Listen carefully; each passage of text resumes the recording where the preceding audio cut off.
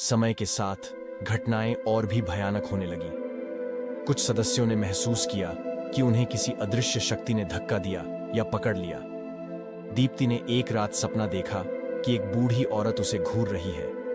वह सपना इतना वास्तविक लगा कि वह डर के मारे जाग गई और पूरी रात सो नहीं सकी। रमेश और सीमा ने सोचा कि यह सब उनकी मानसिक स्थिति का प्रभाव हो सकता है।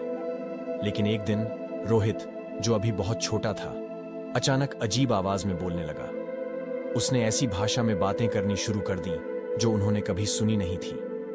इस भयावह स्थिति से निकलने के लिए परिवार ने कई प्रयास किए। सबसे पहले उन्होंने एक पुजारी को बुलाया, जिसने घर में पूजा और झाड़ फूंक कराई, लेकिन इससे कुछ खास फर्क नहीं पड़ा। इसके बाद उन्होंने एक तांत्रिक से संपर्क किया, जिसने दावा किया कि वह बुरी आत्माओं को भगा सकता है। उसने घर में कई अनुष्ठान किए, लेकिन अजीब घटनाएं जारी रहीं। परिवार ने आखिरी उपाय के रूप में पैरानॉर्मल विशेषज्ञों को बुलाया।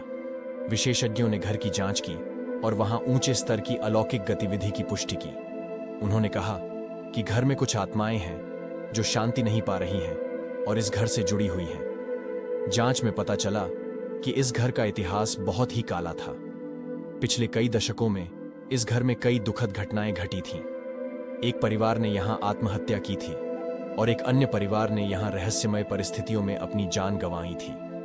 इससे पहले के मालिकों ने भी यहां अजीब घटनाओं का सामना किया था और बिना किसी को बताए घर छोड़कर चले गए थे। आखिरकार इस भयावहता से तंग आकर रमेश और सीमा ने निर्णय लिया कि वे अब इस घर में नहीं रह सकते। उन्होंने अपने बच्चों की सुरक्षा को प्राथमिकता दी और जल्द से जल्द घर छोड़ने का फैसला किया। वे अपने सभी सामान वहीं छोड़कर चले गए और एक नए घर में बस गए। यह घर कई वर्षों तक खाली पड़ा रहा और एक भूतिया जगह के रूप में प्रसिद्ध हो गया। कोई भी इस घर को खरीदने की हिम्मत नहीं करता था और यह धीरे धीरे खंडहर में बदलने लगा।